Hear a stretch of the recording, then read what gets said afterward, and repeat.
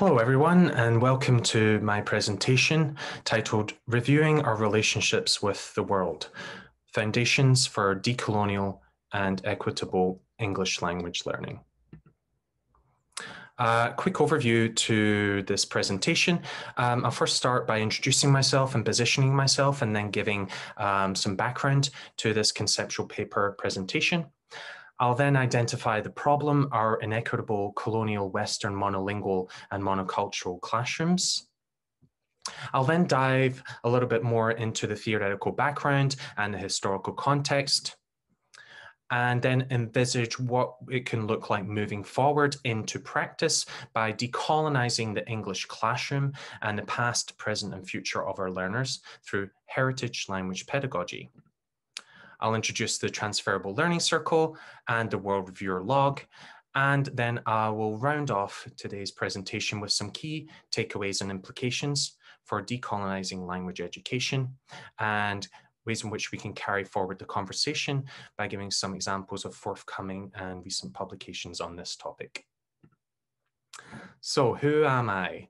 Is Misha Meighan Chibolo, Shegela Hanum, Hamir Glasgow Anon Alaba, Shelena Hanum and McGill University, Montreal, Sma Ur Konyacha. So I introduce myself in my language, Scottish Gaelic. In English, my name is Meighan Chibolo. I'm a Scottish Gael from Glasgow, Scotland. A PhD candidate and Schurk Scholar at McGill University, Montreal in the Department of Integrated Studies in Education. And it's really nice to be talking with you all today. I'd like to take a moment to acknowledge this land, the plants, water, animals, and spirits. For thousands of years, Toronto has been the traditional land and territory of many nations, including the Mississaugas of the Credit, the Anishinaabeg, the Chippewa, the Haudenosaunee, and the Wendat peoples, and is now home to many diverse First Nations, Inuit, and Métis peoples. I'd just like to say I'm very grateful to have the opportunity to work and to live on this land. So some reasons for my research is informed by personal experiences of the harms of colonization on Indigenous and heritage languages in the UK and Scotland and on Turtle Island, or what is now known as North America. For example, my language, Scottish Gaelic, when I was going through the educational system in Glasgow, it was never offered as a core subject or an elective, for example, and the language itself is still not recognized as quote unquote official in the United Kingdom. And since marrying and meeting and marrying my Anishinaabe husband in Glasgow, I've learned more about the devastating impacts of colonization on the Indigenous peoples of Turtle Island. This has driven me to think of ways in which we can enact more equitable education and language policy, and my research focuses on Indigenous language revitalization and decolonizing language education. So during the presentation, certain views expressed are my own, and certain constructs such as Western or Indigenous are used as the common expressions in the dominant Western or binary way of viewing and constructing the world. However, worldviews and cultures are not static, and not all Western or Indigenous experiences are the same. So some background to this conceptual paper presentation. The ideas for it first started to emerge in 2019 for an English for academic purposes class at a college in Toronto. I was teaching a quote-unquote upper intermediate level there. And it was a content-based 8-week course on the topic of the environment. The problem that I found, and this is a recurring problem, is that the vast majority of texts were written from a dominant Western perspective, and a monocultural and monolingual, quote unquote, white standard native English speaker perspective was portrayed as the norm. And Indigenous and heritage cultures and languages are not widely acknowledged or validated, and this is also evidenced by the literature. And I'll now move on to the theoretical background, beginning with this quote by Bell Hooks. "It's not the English language that hurts me, but what the oppressors do with it, how they shape it to become a territory that limits and defines, how they make it a weapon that can shame, humiliate, and colonize." So the belief system or worldview through which we language is fundamental because the English language is a dominant Western language with a colonial and assimilationist legacy. Colonial English has been imposed on non-dominant cultures and quote-unquote vernacular or inferior languages under the tenets of civilization, linguistic imperialism, and cognitive imperialism. This dominant Western thought holds a human-centered perspective, which essentializes the purpose of humans into an imperialistic control and exploitation of Earth, nature, and the human or non-human quote-unquote other. This view of English as a quote-unquote superior language can be traced back to the British Empire, where Great Britain acts as a mighty teacher. And while she sits in her matchless powers of political supremacy, commerce, wealth, and literature, these influences will combine to diffuse the language with all the excellences kindred to it throughout the whole world. And this is a quote from Reverend George in 1867. This linguistic and cognitive imperialism has led to the linguistic and ethnic genocide of peoples colonized by the British Empire. And the danger of us as language educators ignoring this colonial and assimilationist legacy resides in the human exceptionalism or the epistemological error. For example, the positivist or quote-unquote objective view of the Western human as quote-unquote superior to the rest of nature or to the quote-unquote other has led to a naive empiricism and an arrogant elitism in research and in teaching. This epistemological error, for example, dominates the current mainstream Western worldview, our institutions, our mental models, and the English language. Given the paralyzing insecurities suffered by many applied linguists vis-a-vis traditional Western linguists, the defense mechanism is to call for more quote-unquote traditional or scientific methods of teaching, which fall in line with the positivist, objectivist viewpoint. And as Lilia Bartolome says here, solutions to the general failures of the field of language education are also expected to be technical in nature. This reductionist, positivist Western language research or teaching methods of inquiry subordinate theory and knowledge, citing Giro here in 1983, to imperatives of efficiency and technical mastery, and history is reduced to a minor footnote. This lack of historical balance and consideration of social, cultural, and political context in our field has led to colonial teaching methods such as high-stakes standardized testing, or the valuing print literacy above all other forms of literacy such as digital, visual, oral literacies, and also extractive, racist Western research paradigms and methods in the pursuit of quote-unquote scholarly knowledge. This has upheld continued white epistemological supremacy and racisms, and despite the monolingual turn in applied linguistics, the languages that are largely acknowledged and are implemented in our classrooms still largely tend to be colonial, quote-unquote official nation state and or non-endangered languages. So the language we use and the worldview we enact have repercussions on how we treat our environment and those around us. Some examples here: dirt, wasteland, wildlife. For example, if we categorize traditional and respected territories as wasteland or animals as wildlife, we may become more complicit in their mistreatment. Language is inseparable from the environment, and there is a need to make language education and language more culturally and environmentally responsive. And citing Kubota here, we also need to pose deeper questions of linguistic and cultural inequalities in relation to colonialism, imperialism, capitalism, and associated language ideologies. This paper contends a more sustainable way to language would be to review the dominant neoliberal Western worldview that informs our ecologically and culturally destructive assumptions. So to avoid essentialism, not all English or colonial language speakers think or speak the same and can have an alternative worldview. However, English language speakers, educators, even unwittingly, who have enacted a colonial human-centered worldview of human exceptionalism, cognitive and linguistic imperialism, have legitimized the subjugation of non-dominant cultures and destroyed ecosystems.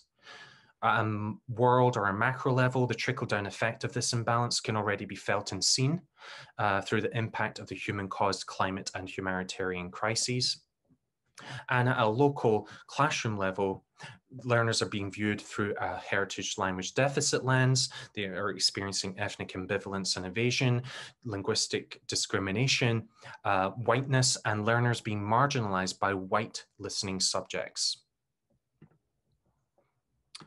And as Gerald cautions, any educator, English language teaching or otherwise not actively disrupting the status quo of whiteness is contributing to a perpetuation of symbolic violence, and claims of neutrality supported by a focus on economic concerns or not are insufficient excuses for a failure to engage with white supremacy.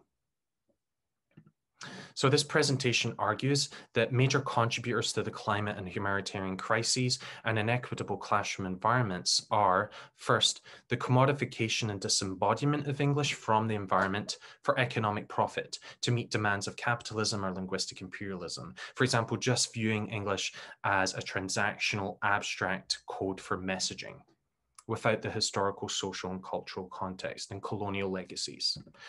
And second, the lack of education or knowledge of alternative ways of being and knowing. For example, Indigenous worldviews are rooted in the principles of reciprocity and relationships between communities and the local environment. And decolonizing Earth-centered and relational worldviews should also be equally validated in the English classroom without any one worldview being imposed. As Leinen highlights, schools reflect deeply our Western worldview, which is the underlying cause for the sustainability crisis. And the main goal of education would be to give future generations tools for thinking and seeing the world differently, constructing their own worldviews and acting to create a sustainable future. So into practice, the Transferable Learning Circle, or TLC, views language and our learners as holistic and in relation to the environment and the past, present, and future.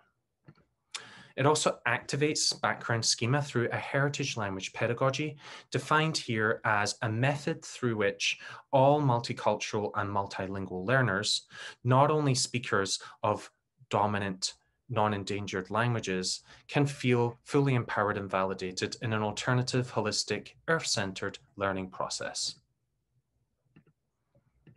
The Transferable Learning Circle also enables critical literacy, or a process of decolonizing the mind or unlearning.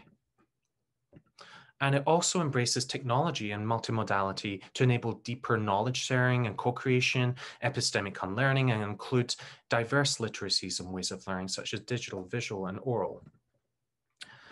And the TLC also fosters a classroom environment which can build sustainable futures and a holistic, equitable, and safe learning and sharing space. Heritage language pedagogy, therefore, aims to enable all learners and educators to engage in a decolonial exchange of knowledges, emphasizing a plurality of knowledges, not only one universal Western privilege system versus another dichotomy, where we can decolonize the mind or unlearn by questioning existing mental models and assumptions, problematicize the inequities of the status quo, and pose solutions to major and urgent real-life issues, such as the climate crisis, by incorporating already existing ancestral lifeways and teachings that have existed since time immemorial. So heritage language pedagogy and the World Reviewer log. As world reviewers, learners are prompted to journal and reflect on their ongoing linguistic autobiographies or selves in relation during lesson tasks in the log. A climate crisis article written by an Australian Indigenous author is used as a material for a 5-lesson EAP unit on environment, as I mentioned before, back in 2019. And each lesson focuses in turn on the rhetorical, lexical, grammatical, and cultural aspects of the English text. So table 1 here shows the World Reviewer example unit, how we're incorporating heritage language pedagogy, and the lesson flow. So each lesson has a specific text focus. For example, lesson 1, focusing on the rhetorical function, researching the background of the author, the publisher to identify bias, reason why the text was written. Or for example here, lesson 4, focusing on the cultural, field-specific terms used by the author, such as words such as totem, what those means, and the potential lines of exploration here, access to diverse alternative worldviews, experiences, and the impact of these views in terms of addressing climate crisis issues. So at the end of each lesson, after doing rhetorical, cultural, lexical, grammatical functions, for example, learners are asked to either video record, write, or create the responses to question prompts on their World Reviewer online logs. So we used Google Doc. I also gave the opportunity for learners to just record themselves and upload it to YouTube as a way to share their insights. Example prompts can include, according to the author, what are some of the differences between Indigenous and Western knowledge systems? How does this perspective relate to your own? And some learners are encouraged to reflect on insights from their heritage languages and cultures and their own lived experiences. So here is the World Reviewer reflection log. Note that some of the questions are focused for specific lessons based on the text focus. And in these cases, the lessons are grayed out. So during our World Reviewer tasks and log, learners talked about traditional pre-colonial place names, for example, what they meant. We compared sustainable agricultural practices in heritage languages and cultures, which shared ecological insights about the land. We also discussed phrases and the framing of environment in dominant Western English discourse, such as the degradation of the environment. We evaluated the impact of the nominalization of the English noun in this case by asking, who is degrading the environment? Why is the agent missing? What effect does this have on the meaning and for accountability? We also shared ways in which we could make more earth-centered language and metaphors to talk about the environment by prompting, again, why do certain people call areas of land wasteland, desert, or dirt? How do we relate to these words and treat this land? And what would be another way of naming this land which is more respectful of and appropriate for all its inhabitants, including human, animals, and more than human entities? And just to share, there was one example of a student who did say, well, we should keep the original name for the land, the indigenous name for the land. So here at the very end of the unit in lesson 5, we brought all of these experiences together for a World Reviewer summary where everyone was invited to write or record how their experiences have or have not grown and evolved throughout the entire unit. Once this was done or either written or recorded, we uploaded these to our class forum, and in this case we used Padlet. So the World Reviewer enabled us to learn English through an alternative decolonial lens with an aim to establish a respectful balance of worldviews. During the lessons, some other examples, learners contrasted and compared the definition of water in the English dictionary, classified as odorless or tasteless, with an understanding that water is life and water has spirit in Indigenous languages and worldviews. We also reflected on past experiences from our family's heritage languages and cultures and shared and commented on these on the final, after the World Reviewer summary on the Padlet. So the role of heritage language pedagogy, the TLC and World Reviewer reviews environmental, cultural, human, more than human, and land-based relationships. And these are essential to fostering a more ecocentric, sustainable, and equitable classroom. We managed to explore and learn from alternative knowledge systems such as traditional ecological knowledges, and learning about these systems helped us gain deeper insights into non-Western approaches to addressing real-world issues while learning English, or as Baptiste called this, a cross-cultural trans-systemic knowledge exchange. Some conclusions and takeaways.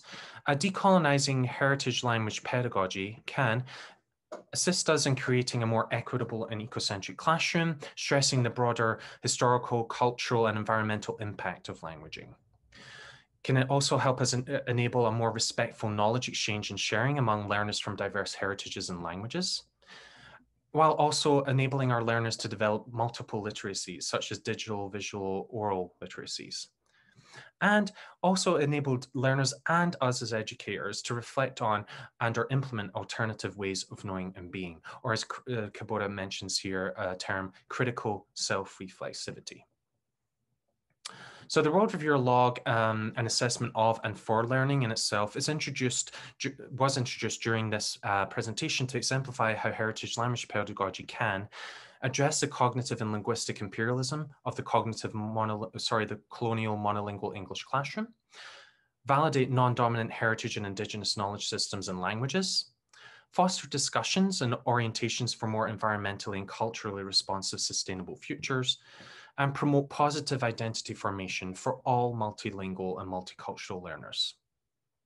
So the TLC, the World Reviewer log, and heritage language pedagogy are small examples of how we can decolonize the mind by reviewing the mental models and assumptions through which we interpret the world, decolonize English by creating and amplifying existing Earth-centered stories to live by, and move towards a more equitable, sustainable, and transformative way of viewing and interacting with the world. So carrying forward the conversation, just some forthcoming publications that I've had are coming regarding this topic. And I would also like to take a moment to acknowledge the work of all of the scholars, communities, and people who have informed this discussion today.